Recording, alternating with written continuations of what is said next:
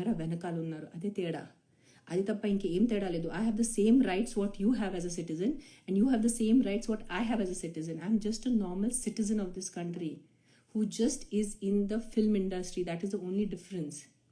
So please understand this.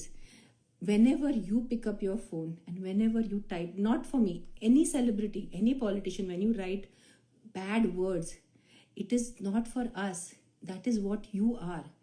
You are a niche rakshas manishi. You are a సంస్కారాలు లేని మనిషి. Because మీకు సంస్కారాలు ఉంటే మీ చేతులు ఇలాంటి దానికి టైపింగ్ చేయరు, అంతే. That is full stop. మీరు ఇంత చెత్త బండ్ బూతులు మీరు పెట్టడానికి ఉంటే, కాశీకి ఒక ఫోటో ఉంది, నేను పెడతాను ఇన్స్టాగ్రామ్లో. రాత్రి రేట్ ఎంత? హౌ అంటే ఎలా? ఎవరిని రేట్ అడుగుతున్నారు? ఏంటి అడుగుతున్నావు నువ్వు రేట్? నీకు తినే పరిస్థితి లేదు, నా రేట్ ఏం పడుతావు నువ్వు? నేను కాశీలో మంచి బొట్టు ఉన్నాను, దేవి బట్లులో ఉన్నాను. మామూలుగా అంటే వీళ్ళు కొత్త స్టార్ట్ చేశారు బట్టలు గురించి, పెద్ద డిస్కషన్ స్టార్ట్ చేశారు.